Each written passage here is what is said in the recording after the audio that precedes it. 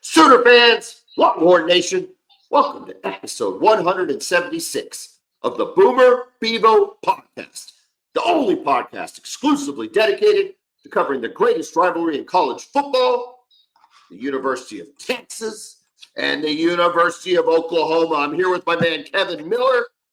I am John Whitson. Kevin, on the list of topics we will not be discussing today, Jose Luis Balaster, an amateur golfer from the University of Arizona State, the winner of the U.S. Amateur, so that he is even in the field at Augusta National, decided, we're not going to discuss this, Kevin. This is not open for discussion. But I just got to put it out there so that you know what we're not talking about. He decided to relieve himself in the middle of the tournament on the 13th hole in Rays Creek. Nice way to not get invited back. We'll move on. I can't envision a scenario. Look, listen, maybe I'm wrong, but I can't envision a scenario. I don't think this guy could win the U.S. Open and come back. No. He's done. You and I are both from San Antonio. Are you aware of the other significant urination incident Absolutely. that happened in our city? And that guy's still not allowed to come back, is he? Correct. No, it's been 40 years. I almost think it's been longer than that. Ozzy Osbourne, right? Am I right? Right. Yeah. Ozzy Osbourne pissed, I think you can say that on the Bevo Podcast, on the Alamo. Listen, I was born a Texan, okay? I'm from the state of Texas. I'm from Lubbock, Texas. I grew up in San Antonio, Texas. I hate the University of Texas, but I am a Texan. And I respect the Alamo. Okay? Yeah. How many field trips Alamo? How many field trips you go to the Alamo, Kevin? Several.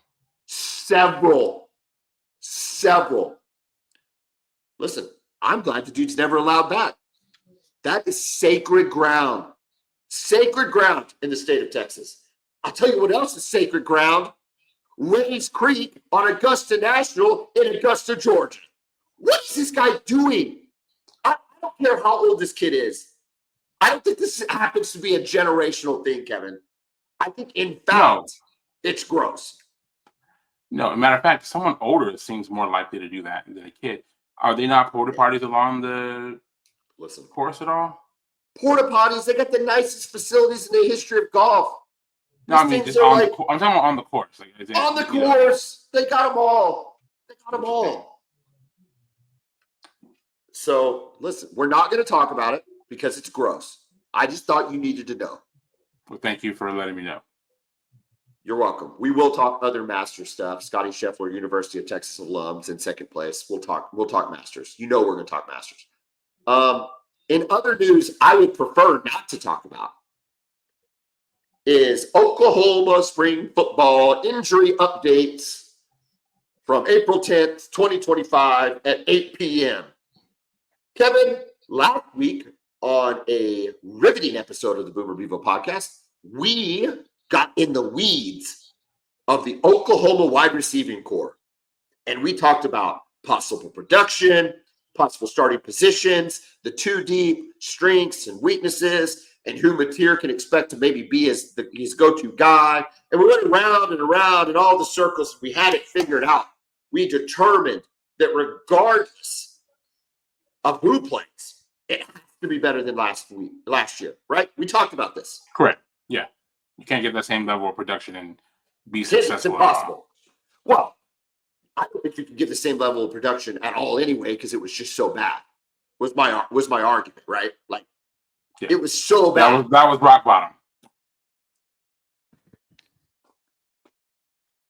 Well, I don't know how highly touted a transfer can be out of Arkansas Pine Bluff. Okay. But Giovanni Gibson, highly touted transfer product out of Arkansas Pine Bluff, has sustained what is being termed a significant injury, Kevin. Yeah, tough break for the kid. From all I heard, he had been doing very well so far in spring practice. So, yeah, really tough break for him. And sounds like there's more. Well, I don't know how much of it is new. Keontae Lewis, Zion Reagan, Ivan Carrion, Deion Burks have all been limited in spring ball with one ailment or another. Jaden Gibson, the receiver that kicked all this fun stuff off back in August, has had a major setback. I like the words major setback and significant injury, to describe these euphemisms that are describing what's happening, which, are somehow meant to like sound medical and stuff, but what really means is you're screwed. Jaden Gibson is had a medical setback and is now pushed to fall camp. Isaiah Satania out for the spring. Dude, listen, it was a week ago, Kevin. A week ago. And things were at least, I don't know how rosy they were. We weren't talking about this being a top half of the SEC receiving core. But we thought that there could be some production. We thought that John Mateer could find some favorable targets to use. And maybe that can all still come true with this group of people. But this is not the information you need coming out of spring camp. Not at all. No, you got the guy who's looking like he could be your number one receiver, and now he's injured, something that could potentially cost him the season, at least part of the season. Yeah, it's just not good news at all. On the Xverse or Twitterverse, whatever it is anymore, a number of OU fans still upset about the training staff and the medical staff and whatever staff you want to call it. Listen, that just needs to be put to bed. Look, I am sure mistakes were made in long-term treatment. Okay, Nick Anderson, maybe Andrell Anthony. I don't know. I'm sure mistakes were made. I don't think as well. Yeah, I don't think anybody, and this goes as far as treatment goes. I don't think anybody can dispute that based on evidence. And unless you're willing to say that the players just didn't want to play, which I don't believe. So that's an issue, but I think that's separate than just injuries occurring. Yeah. Okay. These injuries are occurring in live ball drills. They're occurring in competitive situations. At least I know the Javonte Gibson one was. Those are going to happen in football.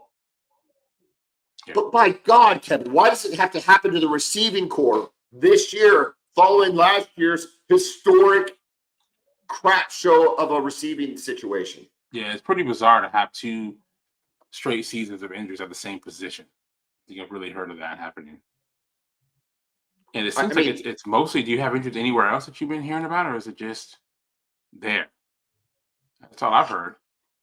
Largely there. I don't think there's a conspiracy theory, or I don't think that there's some deeper meaning.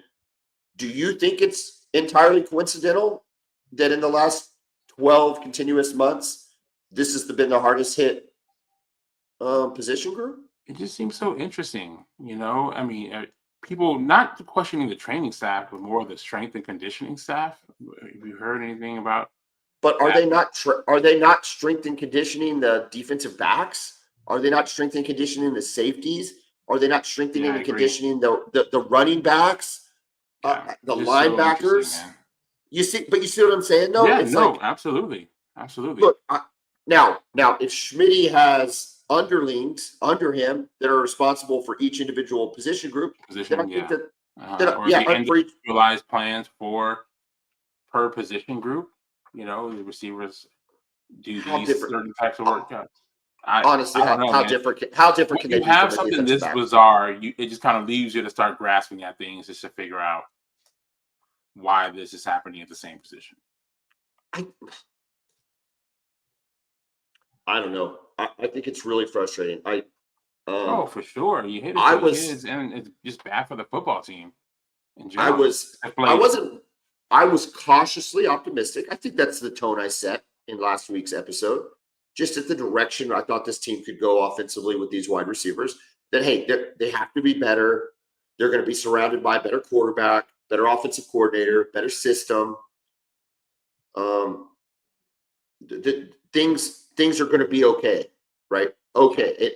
And then we outlined how if things are just okay offensively, well, then that immediately puts you 3 more games on the table of real potential wins. Yeah. Right? Just okay. Yeah. If But the now, defense man, is what you guys expect it to be. And then to add insult to injury, it's funny. You and I were talking about this player off air last week.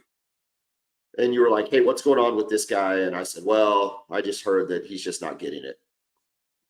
I'm paraphrasing. I go, I don't know that we need to talk about it on the podcast because I don't have all the information and I don't want to just be ragging on a guy. And you were like, oh, rag on him, John, rag on him. I said, no, Kevin, let's be mature. Can you imagine that conversation happening? Oh, yeah, sure. That sounds legit. I think so. So I'm glad I made the right decision despite your urgency. But anyway, that player was Devon Mitchell, where I had heard he's just kind of a knucklehead. I'm trying to be nice, but he's just kind of he's a 17 to 18-year-old immature kid. Yeah. In a grown-ass man's body, 275 or 285 or whatever he was carrying. Way too heavy, by the way, at tight end. Yeah. Well, I guess the coaches probably thought that too, because it looks like by all accounts he's been processed out. And you are crossing out whatever he was eventually signed at, Kevin, he was a 5-star tight end. Yeah. I mean, I know that he got reclassed and became a 4-star and this and that.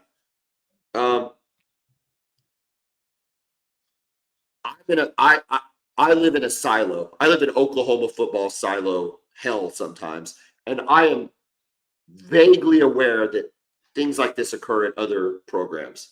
I hear whispering rumors of them, but I really don't care because I like to kind of ruminate in my own misery. How often does this type of thing happen at other programs where a 5-star comes in and just flat out busts? Oh, that happens everywhere, man. Yeah, it's everywhere. The thing about it, it just seems like he just wasn't ready.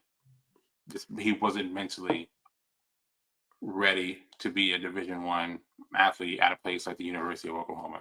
Hopefully for him, he can figure it out. Just for him personally, because you never want to see anybody waste their talent, no matter what that talent is. But clearly, he just wasn't ready to be at this level yet. And he had, just wasn't at that point where he was taking it seriously. You can't be a tight end and show up to camp at 275 when your playing weight is likely 245, maybe 250. Yeah, I don't know who's one of the bigger. Even if you go to the even NFL. Gresham might have been 255. I don't even know if he was that heavy. Yeah, Gunnar Helm is 250. Yeah, Gunnar Helm's a big boy. He was the biggest tight end. As far as a receiver, Gronk was 265. Gronk was 265? Yeah, that's a Gronk. What was Jatavian Sanders? Jatavian Sanders was 245. Between 240 and 245. So you're saying Gronk, arguably the greatest tight end of all time, maybe the least disciplined of the tight ends of all time, the good ones. Yeah. He kind of maxed out around 265 when things. That's right. But he probably would rather have been playing at 260, correct. 255. Yeah. And that's Gronk. He's kind of like a freak, That's just. Oh, sure. I think back in the day, tight ends used to be bigger, but no, I think these guys now, Kelsey 250. Tony Gonzalez played his career around the same weight. Well, okay. So this loss of tight end immediately brings tight end back into portal needs. I don't have a breakdown of all available tight ends in the portal right now. Well, that's because they're not out there. I mean, if they were out there, you would have got them already. The spring portal is about to start here in about a week. Okay. So then we'll I know think who there's going to be, and there's going to be a ton of players who enter the portal. And I expect Oklahoma to be very active, and I expect we'll get to Texas. I expect them to be active as well. Well, in the spring portal. I think these are the two. Now, somebody online also said inside offensive lineman. Oh, okay. We probably always need an inside offensive lineman. Yeah. And that sometimes for y'all that are listening, know that John just kind of talks about, I'm a very much follow the ball type sports watcher. I understand how football works, but I don't know like how good an offensive lineman looks at certain times, especially not in a game when he's not giving up sacks. So I will trust them that we need an inside offensive lineman.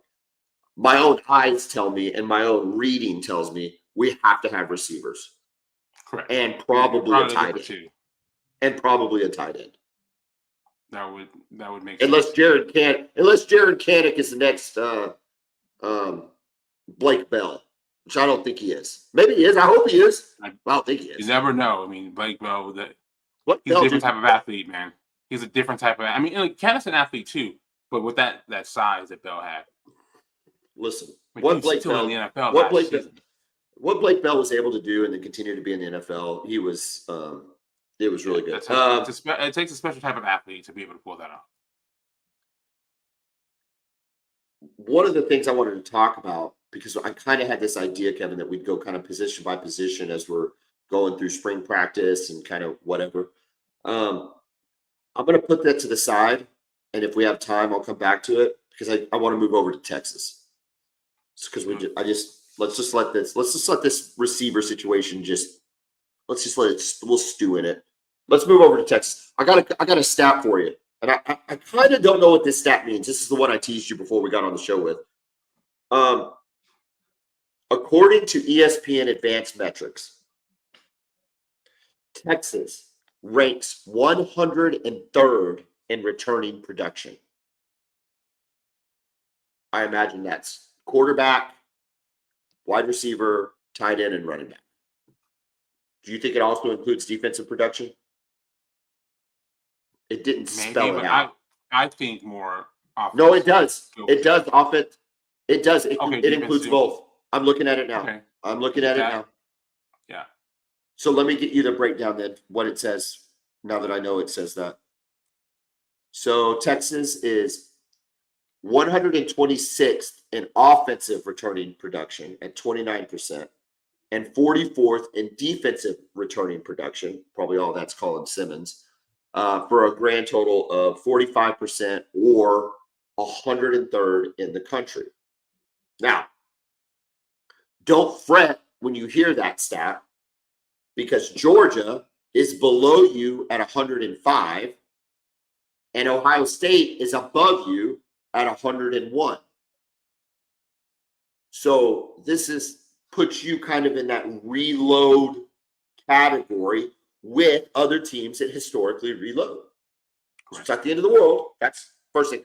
Just as it relates to the OU Texas rivalry and the comparison with which you're always making with Oklahoma, Oklahoma ranks 10th in returning production. Interesting. It is interesting, Kevin, and I have really no answer for that. I'm going to look at the breakdown. It's 78% production coming back on the offensive side of the ball. That's Deion Burks, I guess. I mean, he hardly played. All of the running backs are back. Yeah, all the running backs. That's probably where most of that comes from. I don't even know how they break that down. If we were 9-3, maybe even 8-4 in the regular season, and we were 10th coming back, I'd be like, man, that's legit. Like, we can really build on that.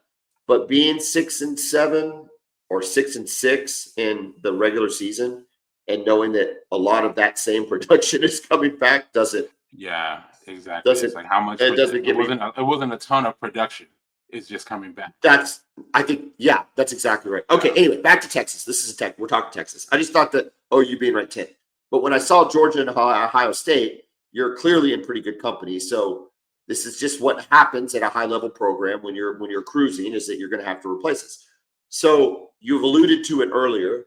how active are you going to be in the spring portal, and what are those positions you think they're going to focus on? Yeah, no, I think Texas will be very active. Now, they're generally selective in the portal, but they will be active. I think we talked about wide receiver, right? So the Sooners won't be the only one looking for a receiver in the portal. I think Texas will look to see if they can find somebody that has skill and has the experience, right? We talk about him almost every week, but what Matthew Golden meant to Texas last year. He was a guy we got out of the portal. He had some experience, 2 years playing at Houston, came in, ended up becoming our number one receiver, and is about to potentially be the first receiver taken in the draft here in a couple weeks, right? Now, I'm not saying that they're going to find somebody like that, but somebody out there that has talent and experience, Texas will look to bring him in. Also, this is even more important than receiver. Also, a position that you guys will be looking for, tight end, right? You lose Gunnar Helm. Also, Juan Davis was their number 2 tight end last year. He's gone. They have a kid, Jordan Washington, who they really like, but apparently he injured his collarbone in a scrimmage the other day, so he'll be out for some time. He was going to be, 100% their tight end, and they expected him to be very productive as a receiver. Maybe not the blocker like Gunnar Helm was, but they expected him to be very productive as a receiver. He'll be out for the rest of the spring, maybe even some of fall camp. We'll see. So now they're going to have to bring in an experienced tight end as well. Also, I think they will look for, if they can find a good another defensive lineman, interior guy, I think they'll bring one in there as well. So looking at and one more position. Oh, go ahead. One more position. Potentially another running back too. Trey Wiseman's back from last year, very productive. CJ Baxter, obviously he'll be coming back from his injury, but we're not sure how he's going to look. He's not practicing yet. So we can't rely on him just assuming he's going to come back and be what he was before the injury. You can't leave that to chance. And I like Trey Wiseman. He did a great job last year. Honestly, though, I think Texas can get someone that's a little bit more talented. In our biggest games last year, we did not run the football well. And I think we really need a difference maker back there. If we can find one in the portal, you have to get him. We can't rely on just Trey Wiseman and the thought of the potential of CJ Baxter coming back. They also have Christian Clark coming back off an Achilles. I've heard he's looked good in practice. You can't rely on that. If you're truly trying to win a national championship, or at least contend for one, you can't leave these kind of things to chance. You got to go out and get the best players you can at every position. If there's an impact guy in the portal, you have to go get him. Okay, real quick. Give me just short answer. What were the positions? Okay, tight end. Tight end. Wide receiver. Wide receiver. Defensive tackle. Defensive tackle. Running back. Okay, if you have, I'm going to keep it even numbers. If you have $2 million in spring portal money for these 4 positions, where do you allot them by position, or do you kind of need to see who's out there? Depends on who's out there. You get the most talented player. You offer him the most, but for me, tight end is the biggest one. You'd go tight end. You'd go tight end 1. Correct. Wide receiver or defensive tackle? Wide receiver. 2, defensive tackle 3, and running back 4. Running back 3, defensive tackle 4. I think they have enough to hold up, but I would like. Well, everybody wants a D line. Yeah, everybody wants a D lineman. I mean, that's okay. If Oklahoma decided a D lineman in the portal, everybody would be happy. It wouldn't even have to be anybody. Correct. Just somebody. Yeah, just somebody that's. Well, dude, I find this. I do find this returning production stat. I might need to dig into it a little more to kind of see, how they're arriving at that number. Especially as it relates to Oklahoma, because I mean, you lose Jackson Arnold. We just didn't have very much. So maybe but Michael Hawkins is back, who played just as much. Yeah, that's going to be. You're not expecting him to be your your starting quarterback at all. And the running backs, they're all back. Sawchuk and Devontae's back. Robinson's back. Taylor Tatum's back. And then your receivers, I mean, it's not Kearney and Reagan's, they're back. So just didn't lose a lot. It wasn't a ton of production, but the production you had is back. And then on defense, though, we got to account for that too. So our Mason Thomas is back, and Robert Spears Jennings. Right. Yeah. Yeah. No, I think we're good. We're okay shape. We're okay shape. Yeah, I feel good, and like you mentioned, you brought up something that I wanted to bring up. That's why I feel pretty good about the season so far, is because you expect the best two teams on Texas' schedule to be Ohio State and Georgia, and they have the same questions that Texas has. I would say Georgia might have even more questions, right? I mean, at least we know who our quarterback's going to be. Who's Ohio State? Neither of those, we don't know. That they're having a competition. Yeah, they've got Julian Sayin, who's a kid from California who went to Alabama initially, and then once Saban left, he left and came to Ohio State. 5-star guy. He's a guy that Texas probably would have gotten if not for Arch. So, he's a talented guy. They've got another freshman, the Nolan kid, who's very talented. But, we'll see what happens there. I don't know. Georgia, Gunnar Stockton. How good is he's tough, but is he good? Back on the kid that went to Ohio State. Yeah. From Alabama. I don't know that going to Alabama or going to Ohio State at any point is ever like a bad decision. If you're in line to be a starting quarterback. Not at all. At all. However, the new coach at Alabama is a pretty good offensive mind. He is. And what he did with Penix and what he did with Washington, and there were even glimpses of him doing it with Jalen Milroe, although he had some poor games, i.e. Oklahoma.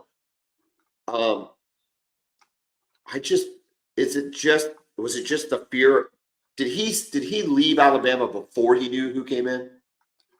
I think so. And you know how this is, man. It's a relationship business, right? Think about who's been recruiting him this whole time. Yeah. The places that he went and visited. So he had a relationship there with Coach Day and his staff that he probably never had with Coach Kalen DeBoer. So That's what happens there. But yeah, Julian's saying Tavian St. Clair is a kid I'm talking about. He's a true freshman out of his 5-star kid. And they've got those two guys. And they've also got a kid, Lincoln Kineholt. So it's a competition there. And I think as of right now, no one has really separated themselves yet. And then with Georgia, as far as Georgia's concerned, Gunnar Stockton, right, kid who came in and showed some incredible toughness in the SEC championship game against Texas. He played good. Bell rung by Makuba and somehow holding on to the football when he was probably unconscious for a couple of seconds. I still don't know how he held on to that ball. Anyway, he showed his toughness and led some drives, but can he lead your offense? Especially if you're not running the ball great, He's as good as Carson Beck, though, right? I don't know about that. And Carson Beck was all over the place. You know what I mean? I do. Yeah. I don't mean it in like the sense that I don't think Carson Beck was fine. Will Howard ended up being a better college quarterback than Carson Beck. Which is mind-boggling, man. I can't believe that is an accurate statement, and it is. And it's not. You can't say it's because of talent.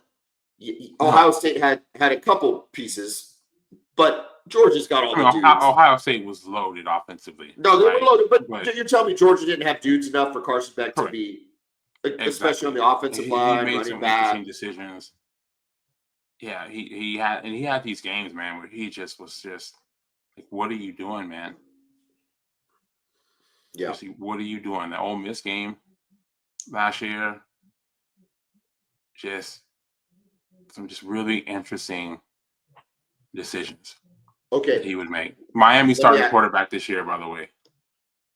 Carson Beck. Yeah, with plenty of drama down there in Coral Gables. Always. Oh, it's you, man.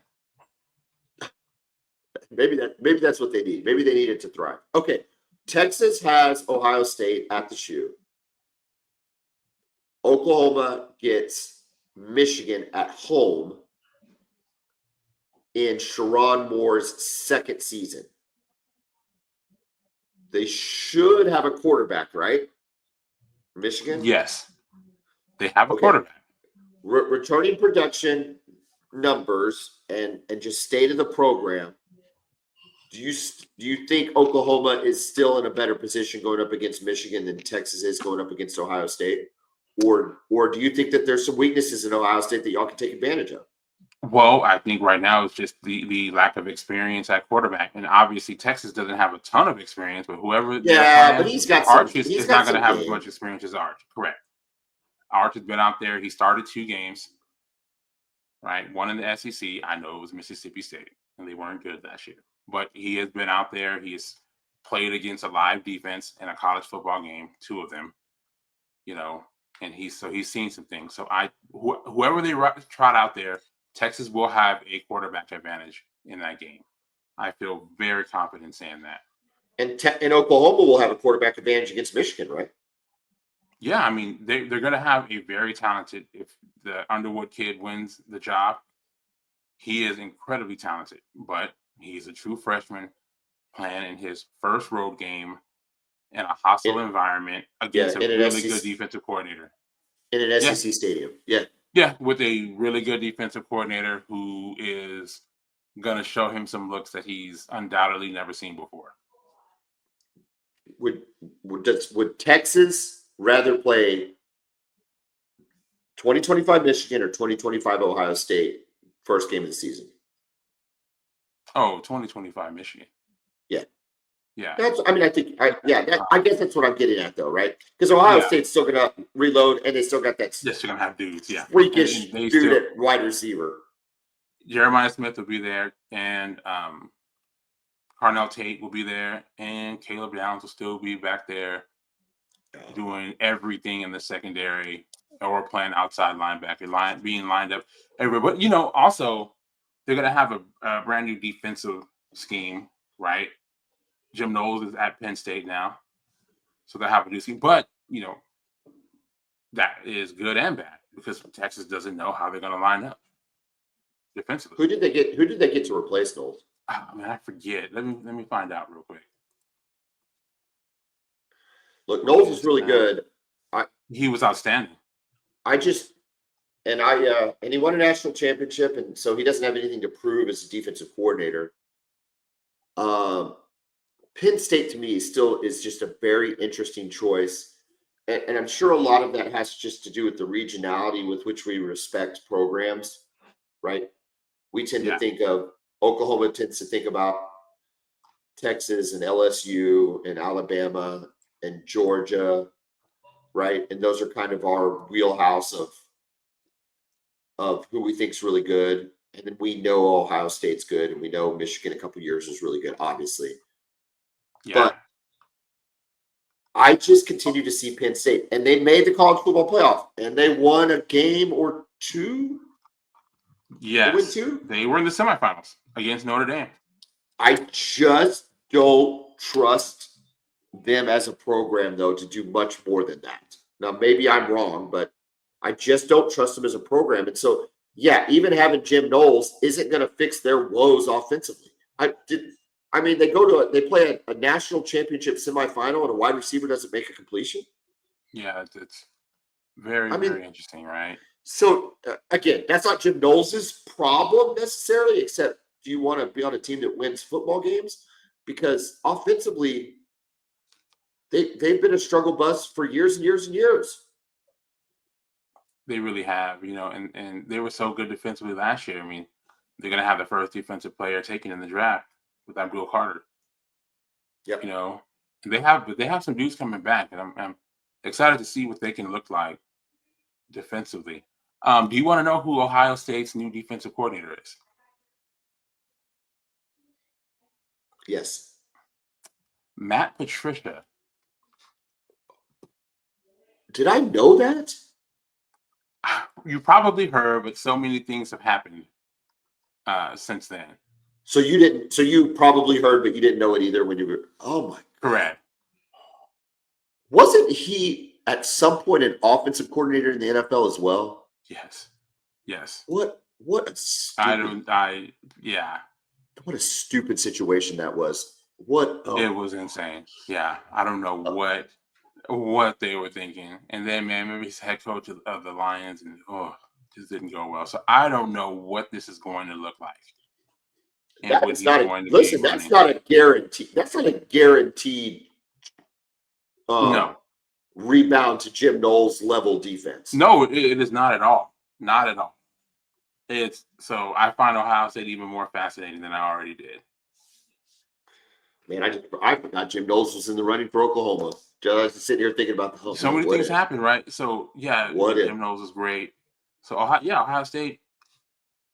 Yeah, I mean the expectation is going to be there. They're going to be talented. We know they're going to have dudes all over the field.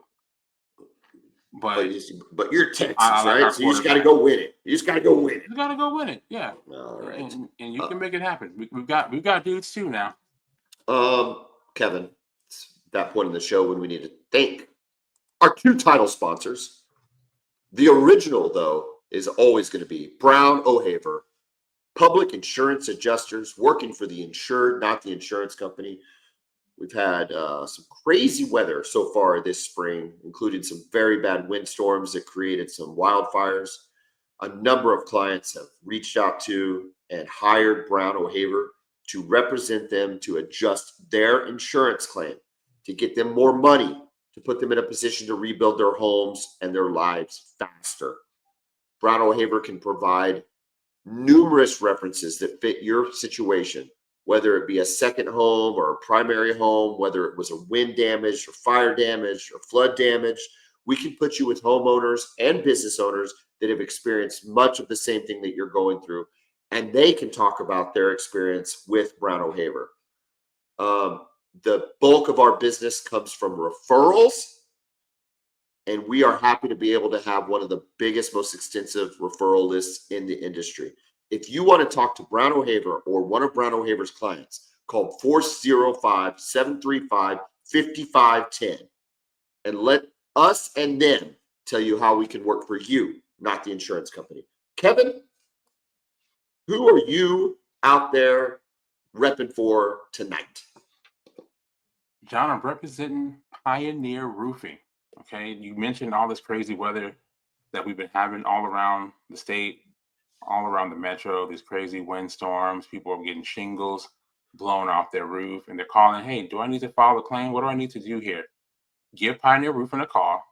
They'll come out to your house, give you a free inspection, let you know if you need to file a claim or if you don't. If you need a replacement for your roof or if you just need a small repair, they'll let you know. Again, the inspection is free. There's no obligation. So give Pioneer Roofing a call, 405-549-2712. The Masters is here, Kevin. My favorite sporting event of the year. I think here's like my favorite season of the year is college football. My favorite team to watch and watch win will forever and always be the University of Oklahoma. They could go to a national championship game again someday. Hopefully here in the next couple of years if we keep building the process, but whatever. And as an event, the national championship game would scare the ever-loving mind out of me. Right? Because there's a chance we could lose the game. There's a chance you can lose the game. Texas has been on both sides of that. Oklahoma has been more sides on the not side. So as an event, even if my team is in it, incredibly stressful event. I almost don't look forward to it with like excitement, but instead apprehension. Yeah, you're nervous. And nerves. Now, they were to win a national championship, fondly, it would be, the 2000, oh my gosh, like we could go on and on. The Masters never breaks my heart, Kevin. It never lets me down because it's not about who wins. It's about what it is. It is the greatest golf tournament in the world on the greatest golf course in the world hosted by the greatest golf club in the world. I was explaining this to my wife, Alice. It is almost the perfect golf course. Okay, now, sure, there's some crotchety old people or maybe some hip young people that might throw in a little dig here, a little dig there. Stop it. It's almost perfect. But within that perfection, Kevin, they are constantly updating and changing and massaging and lengthening and trimming and making changes to the course, to the infrastructure, to the practice facilities that are constantly improving what is already roundly considered, especially by me, the most perfect golf course in the world. And I was telling Alice, I'm like, imagine a organization that knows they are the best. Okay? We just brought up Brad O'Haver. That's the closest thing to our heart, right? Because Alice owns it and I work for her. But we think we're the best in Oklahoma. Okay? But I would challenge us and say we don't constantly make enough changes to our processes and our people and our infrastructure because we think what we're doing works, right? Does that make sense? Yeah. And we don't make changes because we're like, why? If it's not broke, don't fix it type situation. And I think that there's some validity to that. That's not the philosophy at Augusta National Golf Club. They are constantly changing, constantly innovating, constantly adding things. And it's fascinating to see that commitment, not only to excellence, but the search of perfection, right? I think what's interesting about them though is they do that while staying very traditional at the same time. Bingo. They maintain. That's exactly right. They maintain a very antebellum has come under scrutiny as a word over the last 5 or 6 years. It simply means the pre-war period, but it's this droopy, dreary, old Southern feel of the South and honeysuckle and and just a relaxed time. Okay. Yeah. And they create that. It's just you just feel like you've stepped back in time, yet everything is more first class than you can imagine it being. Yeah. And so you're 100% right. They maintain the tradition. They pull on tradition more than any other golf event, and that includes the British Open, which should have more of that tradition. It's fascinating. I love it. I love what it's about, and it will never disappoint. That being said, the link to Augusta National and this podcast is that Scotty Scheffler, Texas Longhorn, happens to be the defending champion, #1 player in the world. And 2 out of the last 3, right? 2 out of the last 3. He's currently in second place through round 1. He's at -4. The leader, surprisingly, Justin Rose from England, shot a sizzling 65. He kind of limped in with a bogey on 18, but he'll take the 65. Tied with Scotty, Corey Connors, Ludwig Oberg, who really shined at Texas Tech. Really, really good golfer. And then Bryson DeChambeau is 1 shot back of them, which would be a lot of fun. If we could get if the golf gods could give us Bryson DeChambeau and Scotty Scheffler in the mix on Sunday, I don't know what I'd do. I can tell you, I like Scotty's game. I mean, there's nobody in the world that doesn't like Scotty Scheffler. And this is an Oklahoma fan saying this. Yeah. There's nobody in the world that doesn't like Scotty Scheffler. But man, you start mixing DeChambeau in there, I could get really excited really quick. Well, for me, the epitome of golf was in, the 2000s when we'd have Tiger and Phil. We'd hope that, it will come down to those two. And it was great. I was a guy who did not grow up watching golf. I didn't know anything about golf until Tiger Woods showed up at the Masters. I didn't even know how the scoring of golf worked. Seriously, I had no clue. Yeah, sure. And I just didn't want to know, no interest in knowing. So, but he made it to where, you become fascinated with the sport and, the pressure of some of these moments, and it's just you and the course. So, yes, it's brought us some great moments over the years, and hopefully this year delivers some more. There was a you and the course moment in the first round. I was telling you about it off air. McIlroy. And the reason why not just winning the Masters would be a big deal enough, but for McIlroy, winning the Masters would complete the career Grand Slam. Okay. Yeah. Career Grand Slam in golf is the Masters, PGA Championship, US Open, and Open Championship or British Open, right? So those 4 tournaments are the career Grand Slam. It's only been done by a handful of players. Tiger, I'm sorry, let me think. Tiger, Jack, Gary Player, Byron Nelson. I mean, it's a very small group of guys that have done the career Grand Slam. Yeah. Okay. Guys like Tom Watson, I think, are missing a PGA. Sam Snead famously missing a U.S. Open. Phil Mickelson famously missing a U.S. Open from his resume despite finishing second 6 times. So winning a career Grand Slam is a huge, huge deal. Yeah. McIlroy was cruising, I think, in 2011. Probably going to win the thing as a young kid. And snap hooked it on 10 into the woods. Never recovered from that. Ends up losing it.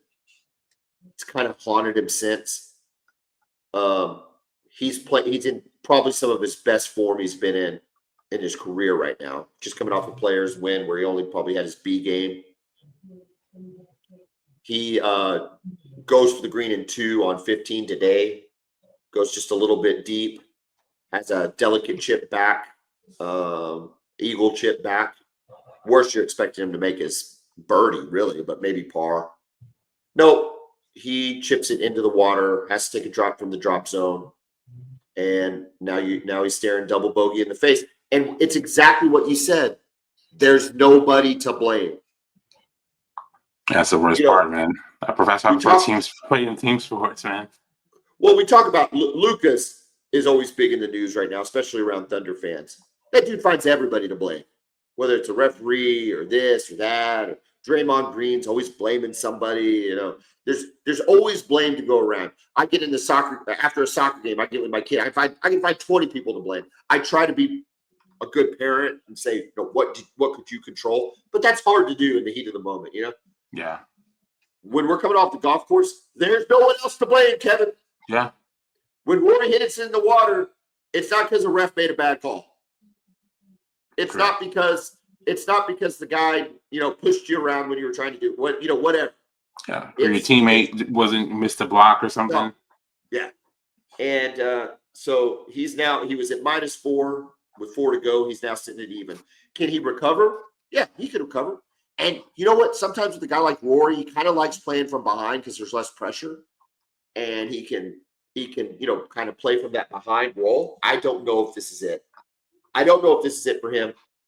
Scotty's still very much in prime position. I'd like to see Scotty and DeChambeau. If it's Scotty and DeChambeau, are you sticking with Scotty out of Texas ties, or do you kind of what Bryson's about right now? Come on, man. You know where my loyalty is. Bryson went to SMU, yeah. Kevin. Was that nothing to you? Yeah, I mean, if Tiger was playing, and it came down to those two, then it's always Tiger. It's always Tiger. So that's different, but yeah. DeChambeau. It sucks with Tiger not being there. Correct. It sucks. I'm just reminded of how awesome 2019 was. I mean, is it okay to say I already there, but is it okay to say I cried? Okay. It is. It was incredibly emotional. When the legacy was there, man, but you want to talk about just pouring that last layer of cement on it. When he hugged his mom and then hugged Charlie. Yeah. I lost it. It's a human moment.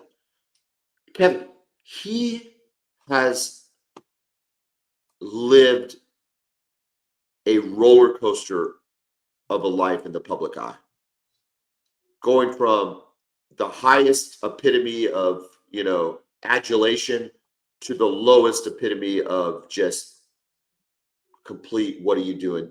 You know what I mean? You're just, you're living a horrible life, and everything in between, from the women and the drugs and the surgeries and vehicle incidents and divorces and all the things, then to bounce back up and be the family man that he is now, where you cannot fake what he has with both of his kids. You just can't do it. I know it. I'm a dad. You can't fake that. And so what he's done with his kids, and then to see that emotion on a grown man who knows it probably is his last one. Yeah. Now, he might not know it, but he probably knows it. And he knows that mom's not going to be around forever. And he knows that his kids finally get a chance to see what he is truly about. Different type of appreciation there for the moment. And that only happens in Augusta National. It only happens in Augusta because I'm telling you, he's not winning. He might win a British, maybe, because those courses are kind of easier. He can get away with some stuff, and he's not winning a U.S. Open. He's not winning a PGA. He cannot do it. It can't be done at this point in his career.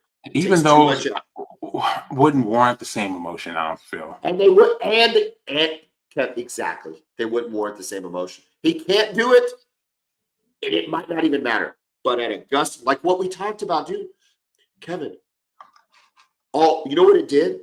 The course, you look at the course in 1997. He slayed the course. He slayed the Dragon. He broke every record. And what did they do? They tiger-proofed Augusta. And they lengthened it. And they added a cut of rough. And they built trees up where there weren't trees just for this man. And then 22 years later, to come full circle. And then you said it. You said it. What does the club do? They capitalize the you-know-what out of the tradition and what it meant and what the hug to Earl meant 22 years ago and what it meant to his mom in 2019. Listen, we can talk about that. And you know what's crazy? It's not even about the golf. It's just about the moment. Yeah, that was a human moment. He beat some good guys coming down the stretch, though. Brooks Koepka was on that list. He was making a run. Like peak Brooks, too. We're talking about major killer Brooks. 100%. I'd like to. Brooks was almost becoming Tiger as far as an intimidation standpoint. I don't know where Brooks is at right now. Yeah. I don't even know where he's at on the leaderboard. Okay, there's the Masters breakdown. Basically, we get emotional because we talked about Tiger. I think Scotty's in really prime shape. I don't count McIlroy out yet, except to say he's probably out. It would be great for him. It would be awesome for him. It would be another one of those human moments. All right, let's transition to the NBA, Kevin. Then we're going to get out of here. All right. In news, surprising nobody but you, Kevin.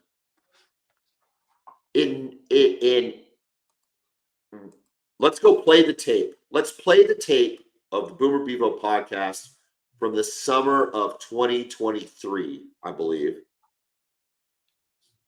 when Texas Longhorn great Kevin Durant says, I am going to leave Brooklyn because they were the reason we weren't making the playoffs, and I am going to go to the Suns, where surely I can lead them to glory in the Western Conference. You're Kevin Durant, and you lauded the move, Kevin. You said they are going to be unbeatable. You got unbeatable. You got it's not Booker, is it? Who's the kid? Devin Booker. It's Booker, and you got all the dudes there, and it's so good. This is it's a super team. Kevin Miller said, "We can go pull the tape if you need me to." And what did I say? And this isn't a joke. I said he's going to fall on his face because Kevin Durant is not one of the greatest players of all time. Dude. Listen, you had me until then. You always want to say, oh, John, you're talking out, blah, blah, blah. You get hyperbolic about this stuff. Listen, Michael Jordan is not missing the playoffs with this Phoenix Suns team. It's not happening. No. Kobe Bryant is not missing the playoffs. And you know what's crazy about missing the playoffs? It's now it's like 4 more spots available to actually make the playoffs. Yeah. How many? 2 more? It goes to 10. Yeah, 2 more. So you have to doubly suck to miss the playoffs. Bad teams get into the playoffs, is my point. And your boy, a legend at the University of Texas. Absolute legend, baby. You know it. And one of the worst, most underachieving players in the history of the NBA fails to make the playoffs. What's that say, Kevin, about your ability What does that say about your ability to prognosticate the success of Kevin Durant-led teams? I think you're like over 8. The Oklahoma City Thunder. Incorrect. If you're referring to the best player in the history of the OKC Thunder to average a triple-double, win an MVP, stay and continue to make the team at least competitive throughout a whole rebuilding process, I think you're referring to one Russell Westbrook and not one Kevin. I'm a big baby, and the only way I can win a title is play with one of the greatest teams ever assembled, Durant. Is that what you're referring to? You're referring to Russell Westbrook, right? No, I'm not. Kevin Durant's better than Russell Westbrook. And I love Russ. Don't make this seem like I'm bashing Russ, but come on, man. Look, come on. I don't know. Kevin Durant should have been a top 10 NBA player and it not even be close. Okay? Where do you have him ranked? Where would you have him ranked? We can come back to that. Yeah. Okay. We can come back. Put a pin in it. I'll rank him. It doesn't bother me. I'll rank Kevin Durant. But it should have been a no-brainer. He stays in Oklahoma City. Look, Presti, as proven out, is a freaking genius. Right. The wizard, I call him. He's going to have everything he needs in Oklahoma City to win as many titles as he wants. Now, some would say him and Russ couldn't get along. You're about to see a burgeoning James Harden. Maybe he takes a little bit more of what the situation is. I don't know. But the pieces were there. And if he does it with Oklahoma City, Kevin, not just because of what I'm saying, but real life. You take a mid-major market team and you win the title, you are legendary in this league. Right. Giannis Antetokounmpo, regardless of what happens later in his career or even right now, legendary for what he's done for Milwaukee Bucks. Yeah. Your boy Kawhi with freaking Toronto. Legendary. That's what superstars do, is they take their teams and they elevate their team. And they accomplish something that couldn't have been done without them. He didn't do it, Kevin. He did not do it. And all he was able to do is win 2 titles with one of the greatest stretches of basketball ever coming out of Golden State. Right. I know we have this conversation all the time, but this is just more proof of it. You can't make the playoffs, bro. You can't make the playoffs. Everything about this Phoenix team has been an absolute disaster. Everything and it starts with him. And then it starts with him, Kevin. Everything about it's been a disaster. With Kevin Durant. Again, everything about it has been an absolute disaster. Every part of it. From him to the rest of the team to the coaches, it's just an absolute disaster. It's completely inexcusable, and it's inexplicable to how it happened. And I seriously don't understand. It's beyond laughable. Like it's so bad you can't even laugh. I'm just waiting on their season to be over. I don't even want to watch them play. Well, nobody wants to watch them play. They're terrible. They're so unwatchable. Everybody seems miserable. No one's communicating on defense. Everybody is miserable. It's one of the worst situations I've seen in a long time in the NBA, as far as with the team that has talent. Okay, pause right there. Pause. All right. All seriousness, no John bellicosity involved here. What percentage of the blame falls on your superstar Kevin Durant this season alone? This season alone, what percentage of the blame falls on Kevin Durant? I don't know. 30? How much? 30? Dude, he's the best everything player on the about team. It is Everything about it is horrible. You think he's a top 10 player of all time or top 15 I don't. No, player I of think all he's time? top 15. Yeah, I do. I think he's top 15. You think he's a top 15 player of all time can only take 30% of the responsibility here? Well, just because everything is a disaster. I mean, everybody looks miserable. But where's the leadership there? Isn't there some leadership that has to come around? He's been there for 2 years. No idea. Everything you're saying makes sense. I have no explanation for it. Well, and, he's such an interesting guy, right? I mean, he just never seems to be happy. He loves basketball. No one loves. He is obsessed with playing basketball, but he never seems happy. Ever, no matter where he is. As far as once, I think he left. OKC. I agree with. I understand why he left OKC. I agree with what you're saying. Real quick, I agree with what you're saying. He likes playing basketball. Yeah. I'm not sure he likes winning. Like the great ones do. He's always seems like he's searching for something that he can't find. What does that mean, though? What does that mean in terms of basketball? That's a great question. I mean, like, he left OKC to go to Golden State, and he won 2 titles, and it was great, but it was people still looked at it as Steph's team, right? It was, and he was the best player on those teams. KD was. Disagree, but it's Steph's teams. Fair enough. But they were still Steph's teams. Yes. Right. So then he leaves a good situation there. He left a good situation in OKC. He left one of the greatest situations in the history of the NBA. 100%. Right. To go to Brooklyn. And then that didn't work out. Right.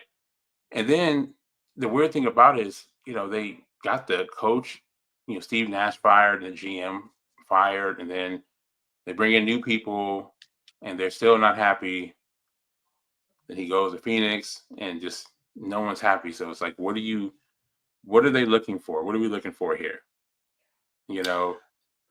I think you said it best. If Kevin Durant could just be on Olympic teams all the time, yeah, he would love it. I think he'd love it. I think he likes to play basketball, but I don't think he wants to do what's necessary to elevate those around him.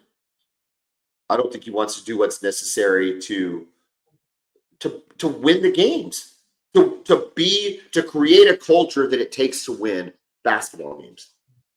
Yeah. I look at watch Celtic City. Watch the Larry Bird one, which is, whatever. We don't have to go into all that because we do that too much. But he took a team that was like 24-56 or whatever, and they went 61-21. Yeah. Biggest turnaround ever. At that point, the biggest turnaround in the history of the NBA. Until David Robinson went 21-61. Went 21-61 to 61-21. But if you remember, KD did not turn around the Thunder or the Sonics. He didn't turn them around. He wasn't that level of player, Kevin. Am I wrong about that? No, not as a rookie. No, he wasn't. He wasn't that. That's rarefied air there. We're talking a top 15 player of all time, Kevin. I get that, but still, listen, I'm not being mean here. I'm just saying. Yeah. You want to, and many people do, want to put him in a top 15 of all time. The talent is unmistakable.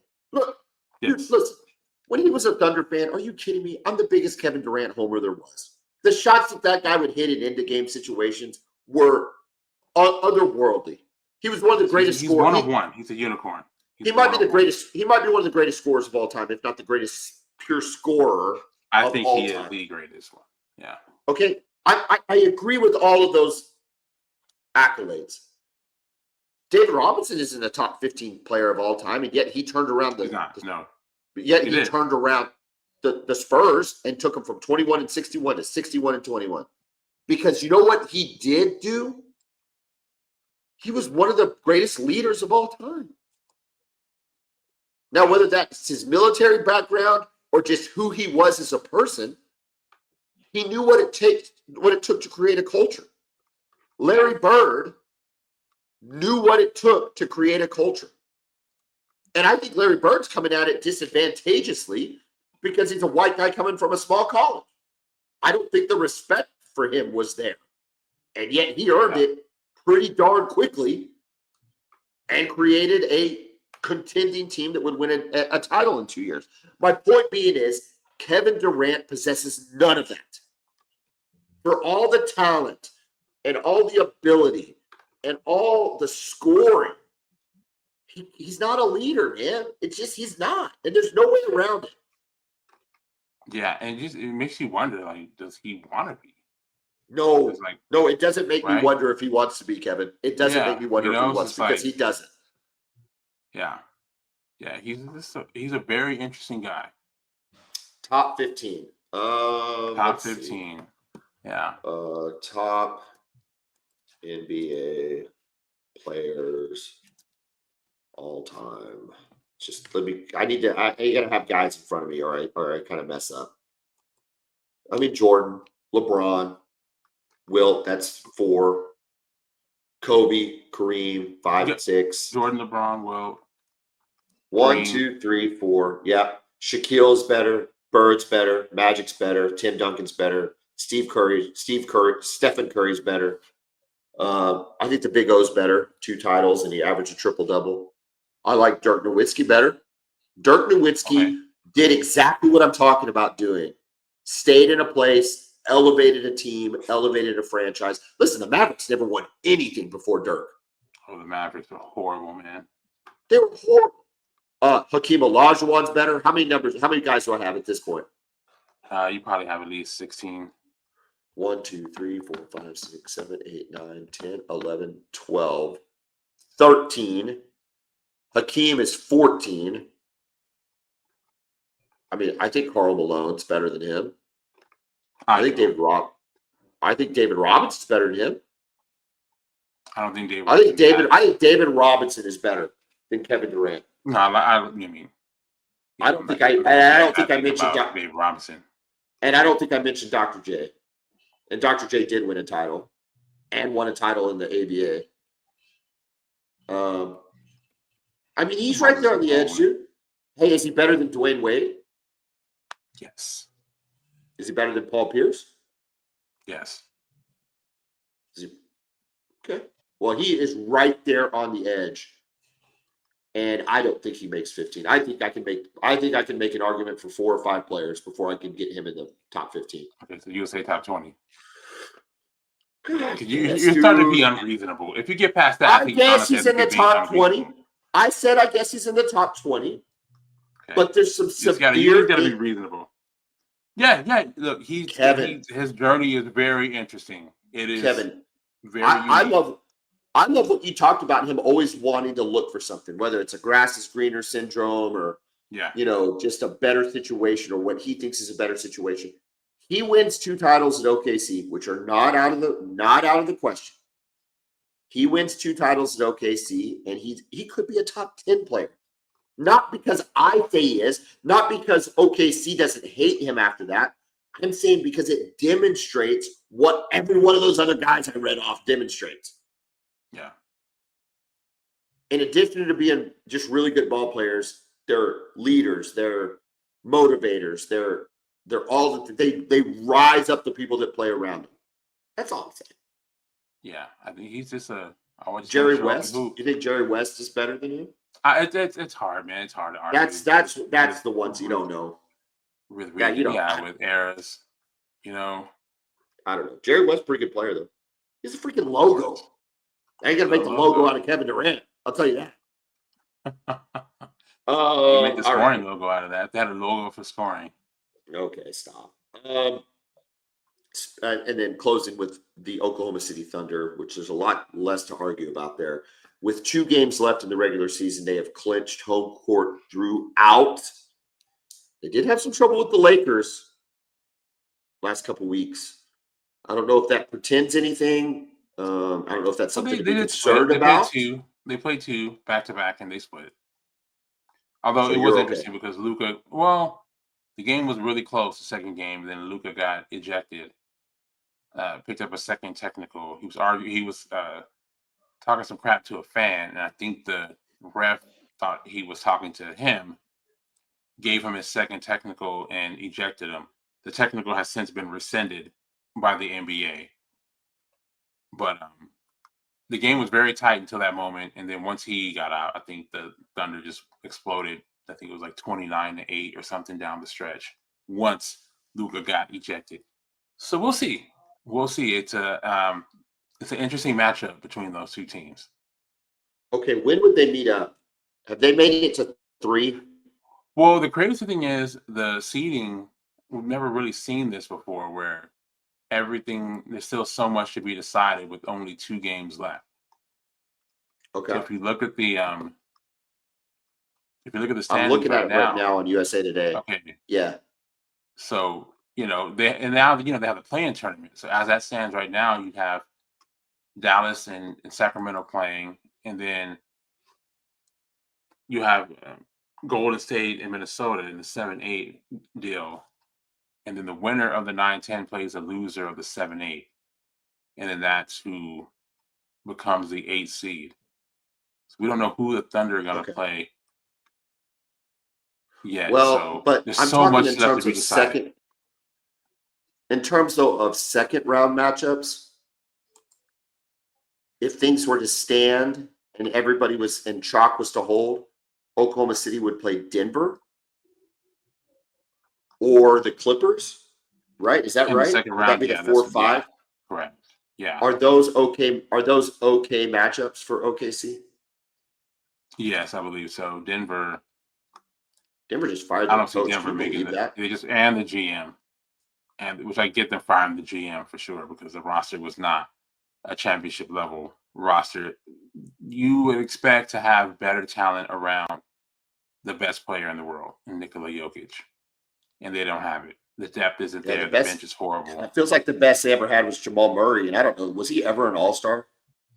He has not. No, Jokic has never played. Well, until this year, he's never played with an All-Star who's been an All-Star with him.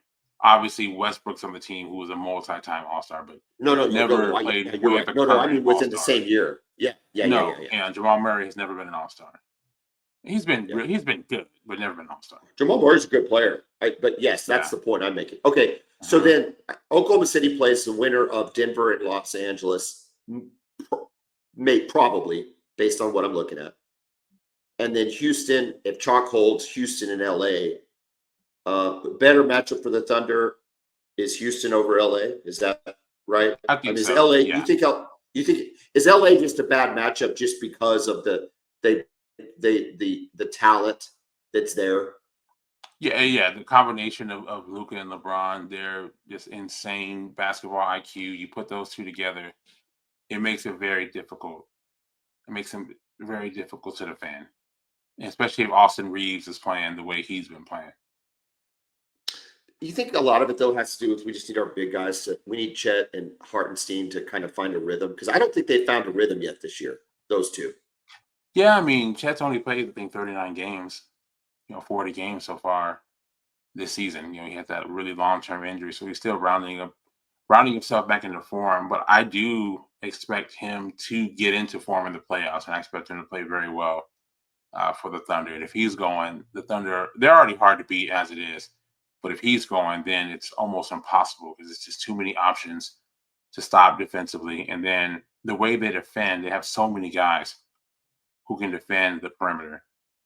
so many. Lou Dort, Alex Caruso, Shea, Jalen Williams, and of course Casey Wallace off the bench. So who's also a starting quality player. So a lot of options there. So really, this is going to come down to matchups. Is Casey Wallace still your favorite? Is Casey Wallace still your dark horse favorite player on the Thunder? Yeah, he is, man. You love him, don't you? Yeah, I like just the way he defends, man. And Dort is a legitimate candidate to win Defensive Player of the Year this year. I think people are finally realizing it, how good he is defensively. He's very physical. What I like about Casey Wallace, he's not as physical, but he can defend and get the ball out of your hands without fouling. Yeah. But with the two of them on the court at the same time. He plays the passing lanes really well, too. He does. So he's just crazy instincts and natural. I mean, I remember I told you this before, but so after a couple games last year, the coach was in a press conference. They were asking about him. He's like, we trust him on anybody. Kid's a rookie playing maybe 5 games so far. Does Caruso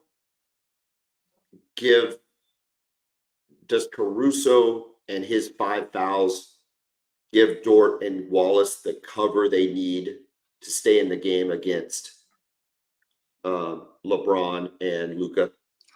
Absolutely. Yeah. That's it, right? I mean, because that's what they didn't have against Dallas last year. Correct. Was just that one extra player and 5 more fouls, right? Because Dort's going to get his fouls, especially in the playoffs, especially against LeBron and Luka. Yes. And Luka, I mean, no one in the NBA can bait you into fouls as good as he does. He'll bait you in. Even the most experienced of defenders, he will bait you into fouls. I'm glad he's proud of that, Kevin. Do you see him crying at Dallas? Do you see him crying in front of the Dallas fans? Yeah, you got to remember he didn't actually leave. That's the difference between we see these other things when guys go back and usually the players left on their own accord. He didn't actually leave. And then he rewarded him with 45 points? 45, 31 in the first half. 7 rebounds and 8 assists. Dude, listen. At the whole crowd chanting "Fire Nico" to the GM. If I'm a Dallas fan, I don't know what you do with that information. Like, that is this shocking. trade will never make sense. I can't see a scenario where it does. Look, is Anthony Davis even playing right now? He's still hurt? Yeah, he was out there last night. Yeah, whatever. Luka. And again, it's nothing. Yeah, this has nothing to do with Anthony Davis, right? He's a great player, Hall of Famer. But you don't trade a top 5 player who's 25 years old. You just don't do it. I don't care if he's not in the best of conditioning. He's still top 5 in the world. Yeah. You don't trade him at 25. And if you do trade him, you're going to get, listen, I'm going to own every draft pick you have for the next 5 years. Oh. And I'm also getting Austin Reeves out of the deal. You let him keep Austin. You don't get Austin Reeves? You think if Presti was to trade Shea, that he wouldn't have every first pick for the next 10 years? Yes, I'm getting every plus, to your point, plus Austin Reeves or plus whatever. Like, yes. You just don't do it with that kind of player because you can get so much. Yes. And when they traded Paul George and they got the Clippers future and they got Shea, which if you remember, you can ask Jeffrey, the day the trade happened, I said, hey, I know it seems crazy, but you get Shea, and I really like this kid.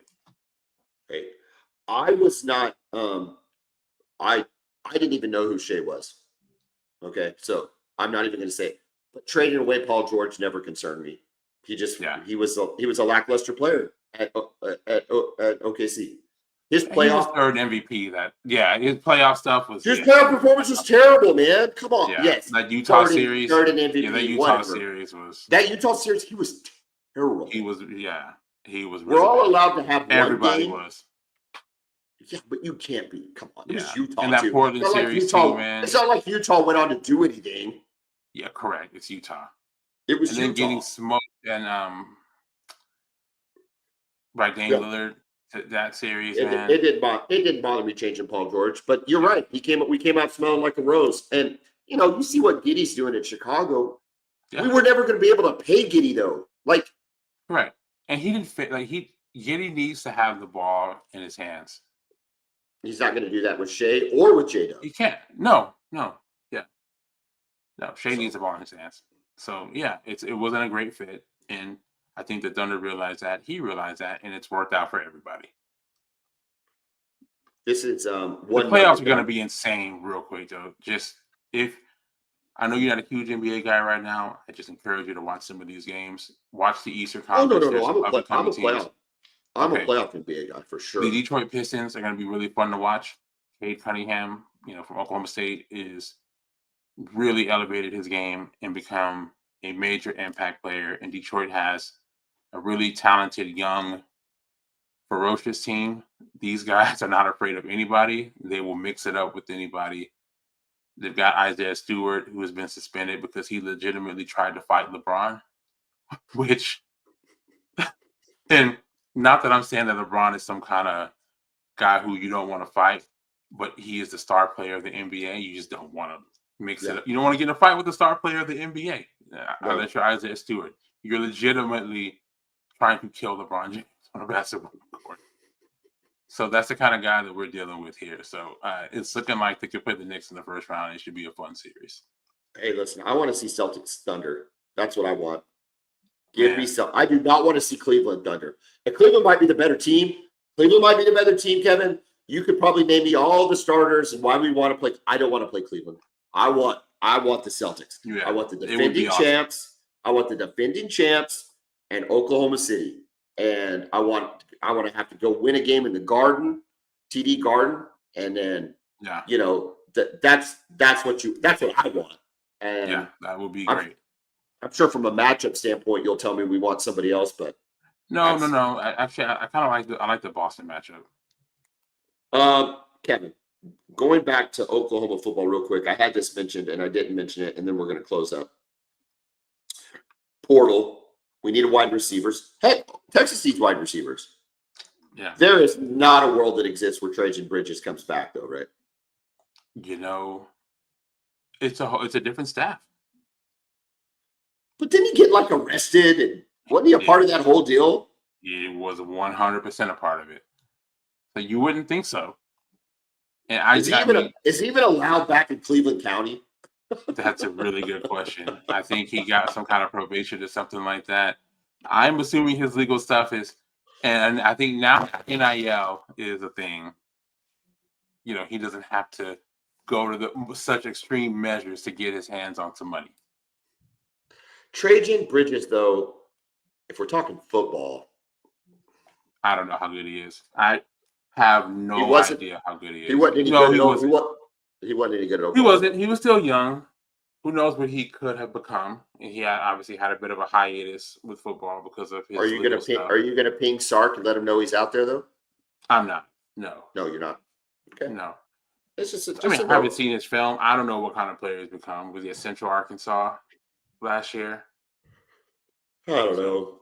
The kid's talented, but you also know the kid's stupid. Good for him. So, he got an opportunity to turn his life around, and hopefully he's done just that. And he's done better than the other guys. He's done better. Was it Seth McGowan and who was the other one that was in the mix of all that? I don't know. It wasn't Mikey. Was it Mikey Henderson? Mikey Henderson. And that kid was going to be great, man. I love that Mikey Henderson player. He was going to be, the Dimitri Flowers type guy, with more speed. With more speed, I thought. Yeah, I thought he was a better athlete. Oh my God, that's the one. I didn't mind missing Seth McGowan, and I really didn't mind losing Trajan Bridges, but Mikey Henderson. Oh man, that's a name for the past. What if? Kevin, Masters viewing all weekend long, and just settle in. The Thunder have already got it sewn up, so you don't have to worry about them.